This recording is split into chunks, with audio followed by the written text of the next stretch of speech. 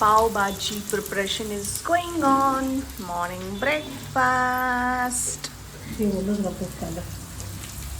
ಇದು ಸ್ವಲ್ಪ ಗ್ರ್ಯಾಂಡ್ ಮಾಡಬೇಕು, ಸ್ವಲ್ಪ ಇದರಲ್ಲಿ ಹಾಕಬೇಕು, ಒಗ್ಗರಣೆ ಕೊಡಬೇಕು. So this is our home. काय गाजर घाल ना.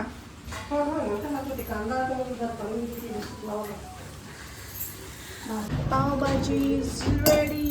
Yummy yummy पाव भाजी. शेवाय उपमा. ಇಲ್ಲಿ शेवाय उपमा ಮಾಡಿದ್ದೀನಿ. शेवाय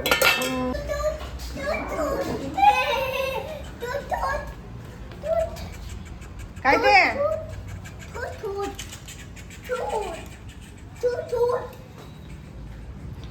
ಇಲ್ಲಿ ಪೂಜೆ ನಡೀತಾ ಇದೆ. ಪ್ರಸಾದ್ ಪ್ರಸಾದ್ ಪ್ರಸಾದ್. ಇವತ್ತಿನ breakfast pav bhaji special.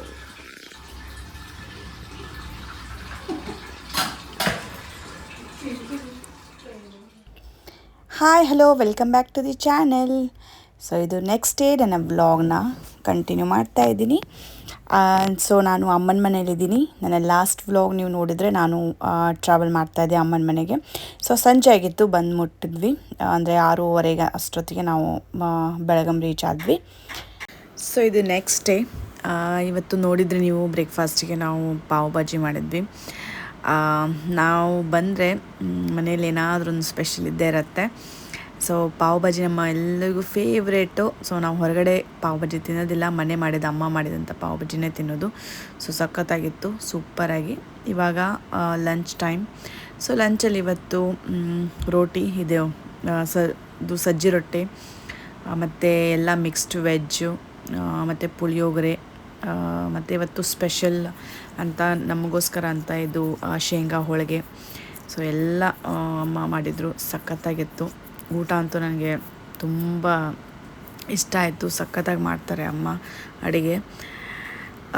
So ಇದಾದಮೇಲೆ ನಾವು ಸ್ವಲ್ಪ ಹೊರಗಡೆ ಹೋಗಬೇಕು ಶಾಪಿಂಗಿಗೆ. ಹಾಗಾಗಿ ಬೇಗ ಊಟ ಮುಗಿಸ್ಕೊಂಡು ಹೊರಗಡೆ ಶಾಪಿಂಗಿಗೆ ಹೋಗ್ತಾ ಇದ್ದೀವಿ. ಸೊ ಒಂದು ಸ್ಪೆಷಲ್ ಒಕೇಶನ್ ಇದೆ. ಅಂದರೆ ನಾನು ಅಮ್ಮ ಮತ್ತು ಅಮ್ಮ ಹೊರಗಡೆ ಟ್ರಾವೆಲ್ ಮಾಡ್ತಾಯಿದ್ದೀವಿ. ಅಂದರೆ ಔಟ್ ಆಫ್ ಸ್ಟೇಟ್, ಅಂದರೆ ಕೋಲ್ಕತ್ತಾಗೆ ಹೋಗ್ತಾಯಿದ್ದೀವಿ. ಸೊ ಅಲ್ಲಿ ಒಂದು ಫಂಕ್ಷನ್ ಇದೆ, ನಮ್ಮ ಫ್ಯಾಮಿಲಿ ಫಂಕ್ಷನ್. ಸೊ ಹಾಗಾಗಿ ಗಿಫ್ಟ್ ತರೋದಕ್ಕೆ ಅಂತ ಹೋಗ್ತಾಯಿದ್ದೀವಿ. ಏನಾದರೂ ಇದು ಜ್ಯುವೆಲ್ರಿ, ಅಂದರೆ ಸಿಲ್ವರ್ ಜ್ಯುವೆಲ್ರಿ ಏನಾದರೂ ಪರ್ಚೇಸ್ ಮಾಡಬೇಕು ಅಂತ ಹೋಗ್ತಾಯಿದ್ದೀವಿ. ಸೊ ಹೋಗೋ ದಾರಿಯಲ್ಲಿ ನಮಗೆ ಎಳ್ನೀರು ಸಿಕ್ತು. ಇಲ್ಲಿ ನಾನು ಕರ್ನಾಟಕ ಬಂದರೆ ಎಳ್ನೀರನ್ನು ನಾನು ಪ್ರಿಫರ್ ಮಾಡ್ತೀನಿ. ಯಾಕಂದರೆ ನಮ್ಮ ಕಡೆ ಎಳ್ನೀರಷ್ಟು ಟೇಸ್ಟಿಯಾಗೂ ಇರೋದಿಲ್ಲ ಮತ್ತು ತುಂಬ ಕಾಸ್ಟ್ಲಿ.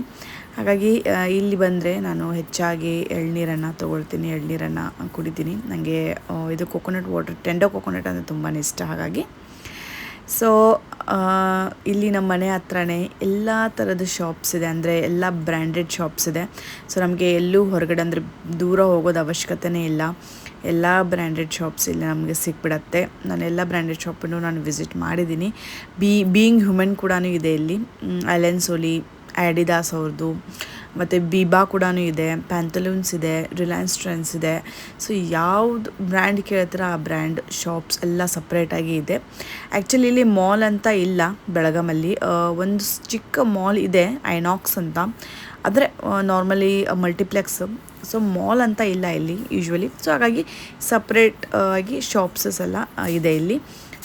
ನೋಡಿ, ಇದು ಮೊಚಿ ಎಲ್ಲನೂ ತುಂಬ ಬೇರೆ ಬೇರೆ ರೀತಿಯ ಬ್ರ್ಯಾಂಡೆಡ್ ಇದಿದು ಶಾಪ್ಸ್ ಇದೆ. ಇದು ಕೊಲ್ಲಾಪುರ ರೋಡ್, ಕೊಲ್ಲಾಪುರಿಗೆ ಹೋಗುವಂಥ ರೋಡ್ ಇದು.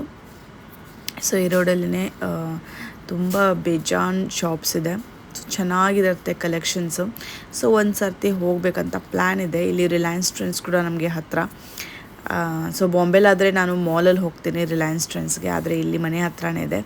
ಸೊ ಒಂದ್ಸಲ ವಿಸಿಟ್ ಮಾಡಬೇಕಂತ ಅಂದ್ಕೊಂಡಿದ್ದೀನಿ. ನೋಡೋಣ, ಟೈಮ್ ಇದ್ದರೆ ಡೆಫಿನೆಟ್ಲಿ ವಿಸಿಟ್ ಮಾಡ್ತೀನಿ. ಇದು ಕಿತ್ತೂರು ರಾಣಿ ಚೆನ್ನಮ್ಮ ಸರ್ಕಲ್, ಬೆಳಗಾಂ. ಸೊ ಯಾರೆಲ್ಲ ಬೆಳಗಾಂದವ್ರು ಇದ್ದೀರಾ ಒಂದು ಕಮೆಂಟ್ ಹಾಕಿ. ಅಂದರೆ ಬೆಳಗಾಮಲ್ಲಿ ಅಂದರೆ ನಿಮ್ಮೂರು ಬೆಳಗಾಂ ಆಗಿದ್ರೆ ಒಂದು ಕಮೆಂಟ್ ಹಾಕಿ ನನಗೆ. ಇದು ನೋಡಿ ಕೌಕಟ್ಟ. ನಮ್ಮ ಶಾಪಿಂಗ್ ಆಯಿತು.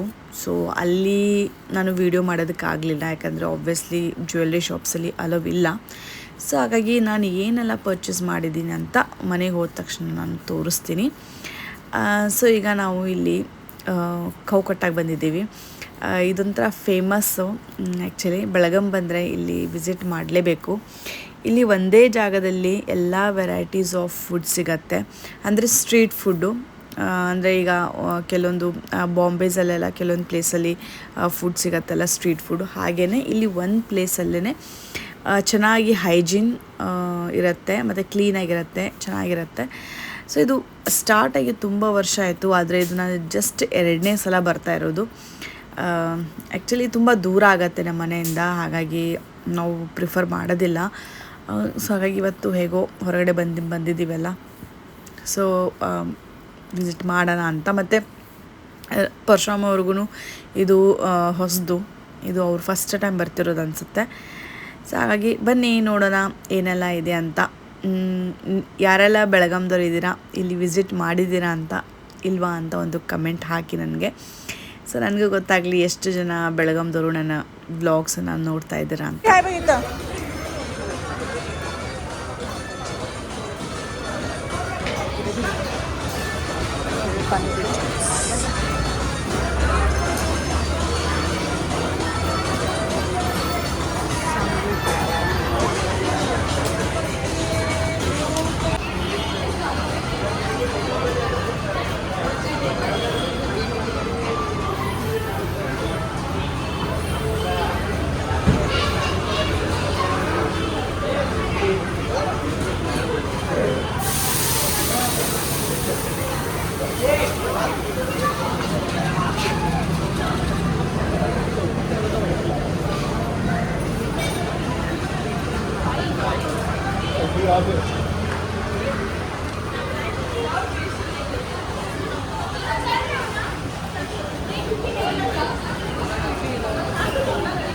ವೆಜ್ ನಗೇಟ್ಸ್ ವಗೇರಾ ಆಯಿತು. ವೆಜ್ ನಗೇಟ್ಸ್ ತುಂಬಾ ಶಾಪ್ಸ್ ಇತ್ತು, ವೆರೈಟೀಸ್ ಇತ್ತು. ಕನ್ಫ್ಯೂಷನ್ ಆಗ್ತಾಯಿತ್ತು ಏನು ತೊಗೋಬೇಕು ಏನು ತೊಗೋಬಾರ್ದು ಅಂತ.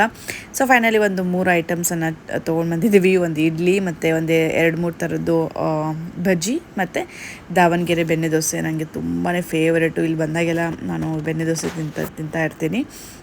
ಸೊ ಇದಾದಮೇಲೆ ನಾವು ಮನೆಗೆ ರಿಟರ್ನ್ ಆದ್ವಿ. ಸೊ ಬನ್ನಿ ನಾನು ಏನು ಶಾಪಿಂಗ್ ಮಾಡಿದೆ ಅಂತ ತೋರಿಸ್ತೀನಿ. ಆ್ಯಕ್ಚುಲಿ ಸಿಲ್ವರ್ ಏನು ಗಿಫ್ಟ್ ಕೊಡೋದಿದೆ ಅದನ್ನು ಏನು ತೋರಿಸ್ತಾ ಇಲ್ಲ, ಆದರೆ ನಾನು ಮತ್ತು ಅಮ್ಮ ಏನು ತೊಗೊಂಡ್ವಿ ಅಂತ ನಾನು ತೋರಿಸ್ತೀನಿ. ನಾವು ಇದು ಗೆಜ್ಜೆನ ತೊಗೊಂಡ್ವಿ.